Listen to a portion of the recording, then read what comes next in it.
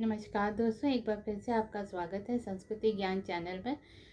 और जैसा कि आप देख रहे हैं, हम आजकल गीता को एक स्टोरी के रूप में पढ़ रहे हैं और मैं आपसे उसी विषय में बात करती हूँ। तो हमने एक चैप्टर पिछले वीडियोस में हमने सबसे पहले गीता का महत्व देखा, उसके प्रधान विषय देखे, गीता क्या है वो देखा। उसके बाद हमने चैप्टर 1 देखा। चैप्टर 1 में हमने सारे 2 वीडियोस देखे। सारे वीडियोस में आपने देखा होगा कि सेनाओं के बारे में बताया गया है, कौरव सेना और पांडव सेना, और कैसी भूमिका बंधी हुई है या कैसे दृश्य बना हुआ है जिसमें गीता कही जा रही है। तो मैं आपको बहुत जल्दी नहीं समरी के रूप में बताऊंगी गीता।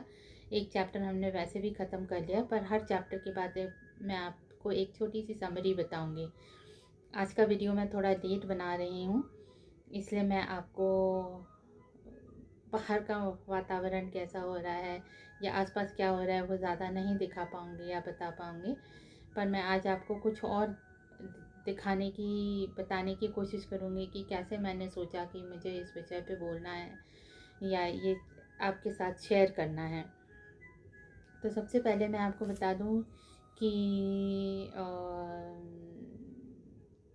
मैं आपको बता चुकी हूँ कि मैं गोरखपुर प्रेस की गीता से आपको बता रही हूँ। वहीं से पढ़ती हूँ ऑनलाइन जब मैं आपके साथ वीडियो पे बात कर रही होती हूँ। लेकिन मेरे पास और भी गीता हैं जो मैंने पढ़ी हुई हैं पहले, और 2-3 गीता पढ़ने के बाद ही मैंने इस विषय में सोचा कि हमें ये पढ़ना चाहिए। एक स्टोरी के फॉर्म में ही पढ़ें और समझें। ज़रूरी नहीं है कि पूरी की पूरी गीता सबको 18 के 18 अध्याय और सारे के सारे श्लोक याद हो जाएं। इसलिए मैंने इसको हिंदी में कहना पसंद किया। और जब मैं आपके साथ वीडियो शेयर करती हूँ तो उसमें मैं कभी कभी बीच में पावर पॉइंट स्लाइड पे कुछ पॉइंट्स शेयर करती हूँ। वो मेरी अपनी राइटिंग है, मैं हिंदी से इंग्लिश वर्जन इंग्लिश में ट्रांसलेट करके आपके साथ शेयर करती हूँ, जिससे आप लोगों को ढूंढना ना पड़े कि मैं कहाँ से बोल रही हूँ, क्या बोल रही हूँ, कितने श्लोक हो गए हैं। तो हम देख चुके हैं कि पहला अध्याय, तो पहले अध्याय का नाम, टेस्ट नहीं ले रही हूँ और ना टेस्ट दे रही हूँ, लेकिन फिर भी मैं समराइज़ कर रही हूँ। पहले अध्याय का नाम है अर्जुन विषाद। ये अध्याय हम ख़त्म कर चुके हैं और आज मैं इसको समराइज़ कर रही हूँ। लेकिन समराइज़ करने के पहले मैं आपके साथ शेयर करना चाहूँगी, जैसे मैंने बताया कि मेरे पास एक छोटी गीता है, गीता प्रेस गोरखपुर की, जिसे मैं पढ़ के आपको सुनाती हूँ, वो दिखा रही हूँ। ये गीता पूरी मैंने पढ़ी हुई है। आपने देखा होगा स्टिक नोट्स भी लगे हुए हैं, तो मैंने अपने नोट्स भी इसमें से बना रखे हैं। दूसरी गीता जो है वो मेरे पास, ये गीता जो है India offset press new Delhi की है, और इसके राइटर का नाम भी बता दूं, श्री स्वामी सत्यानंद धर्मार्थ ट्रस्ट की है। आप देखेंगे ये गीता का साइज़ थोड़ा डिफरेंट है और ये थोड़ी सी बड़ी है, लेकिन बड़े अक्षरों में छपी हुई है। कंटेंट वाइज कोई ज़्यादा फ़र्क नहीं है।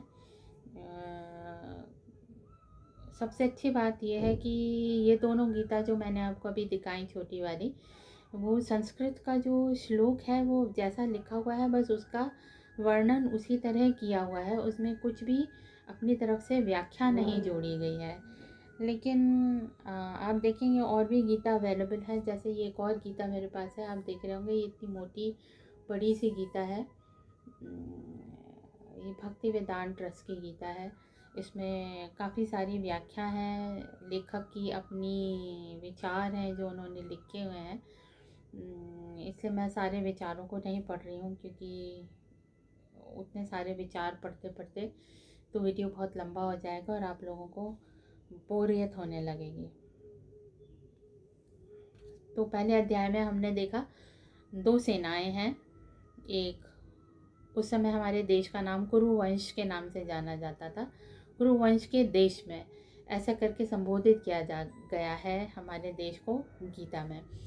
उसके बाद में आपको सारे नाम, क्योंकि जो भी कैरेक्टर्स होते हैं वो अगर हमें याद रहें तो हमें समझने में आसानी होती है किसने क्या कहा, क्यों कहा, किससे कहा, कब कहा, कैसी भूमिका बंधी हुई थी जब कहा गया। तो मैं जल्दी से समराइज़ करती हूँ। इसमें पांडु पुत्रों का वर्णन किया गया है, कौरव पुत्रों का वर्णन किया गया है। सबसे पहला नाम आता है संजय का और धृतराष्ट्र का, फिर उसके बाद नाम आता है दुर्योधन का, उसके बाद आते हैं द्रुपद पुत्र धृष्टद्युम्न, भीम और अर्जुन, सात्यकी, दृश्यकेतु, चेकितान, काशीराज, पुरुजित, कुंतीभोज, शैव्य, युद्धामन्यु, उत्तमौजा, अभिमन्यु, द्रौपदी का भी नाम आया है, भीष्म, कर्ण, कृपाचार्य, अश्वत्थामा, विकर्ण, सोमदत्त, भूरिश्रवा, द्रोणाचार्य।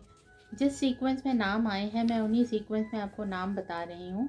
ये कुछ नाम तो आपको याद होने ही चाहिए।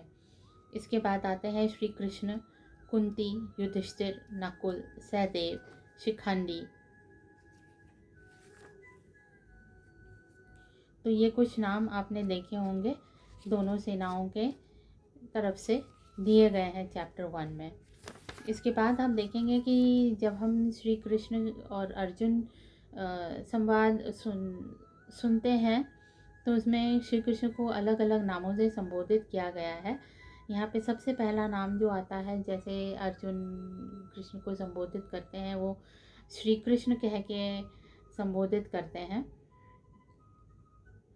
फिर उसके बाद उन्हें संबोधित करते हैं तो जितेंद्रिय श्री कृष्ण कह के संबोधित करते हैं। उसके बाद एक जगह पे आप देखेंगे उन्हें आनंद कण कृष्ण कह के संबोधित किया है अर्जुन ने। एक और जगह पर हम देखते हैं उन्हें माधव नाम से संबोधित किया गया है, गोविंद नाम से संबोधित किया गया है, मधुसूदन मतलब मधु नामक असुर का हनन करने वाले श्री कृष्ण मधुसूदन नाम से संबोधित किया गया है, दुष्ट जन नाशक श्री कृष्ण कह के संबोधित किया गया है, और वृष्णि वंशज कुल सुपूत श्री कृष्ण कह के भी संबोधित किया गया है। तो इस तरह से हमें चैप्टर 1 में देखने को मिलता है कि कौन कौन है और क्या क्या हो रहा है। संजय और धृतराष्ट्र के बीच में संवाद होता है और कृष्ण और अर्जुन के बीच में संवाद होता है। बस 2 ही संवाद होते हैं 4 लोगों के बीच में। और उसके बाद हमें ये भी पता लगता है कि ये लोगों के पास शंख थे, भेड़ियाँ थी, नगाड़े थे, ढोल थे, नरसिंह थे, घोड़े थे, हाथी थे, तरह तरह के शंखों के नाम भी दिए हुए हैं इसमें। इसलिए मैं चाहूँगी कि आप अपने तरफ से भी थोड़ी सी कोशिश करें, कोई भी आपको गीता मिले तो उसमें थोड़ा कैरेक्टर्स के नाम याद रखना, ऐसे छोटी छोटी चीज़ें थोड़ी सी मेहनत की जा सकती है। तो आज के लिए बस इतना ही, इससे ज़्यादा नहीं बोलूँगी। हाँ, एक चीज़ मैं आपको और दिखाना चाहूँगी, अगर आप लोग 2 मिनट के लिए मेरे, तो जैसा कि मैंने कहा कि आप 2 मिनट मेरा साथ अगर और देंगे तो मैं एक छोटा सा कैलेंडर पिक्चर दिखा रही हूँ आपको, जिसमें गीता का सार लिखा हुआ है। तो ये मेरा दिखाने का मकसद ये था कि इसमें विश्व रूप दिखाया गया है कृष्ण का, और विश्व रूप तो नहीं, तरह तरह के भगवान, विश्व रूप थोड़ा अलग तरह का है, लेकिन हाँ सारे भगवान के कि भगवान अपने आप को कैसे एक्सपैंड करते हैं वो चीज़ दिखाई गई है इसमें। सब तरह के भगवानों के चित्र बने हुए हैं और गीता सार लिखा हुआ है। तो गीता बहुत छोटी भी हो सकती है, अक्षर बहुत छोटे हैं, आपको सिर्फ गीता सार ही समझ आ रहा होगा और एक पिक्चर दिखाई दे रहा होगा। मैं थोड़ा और पास से दिखाई देती हूँ।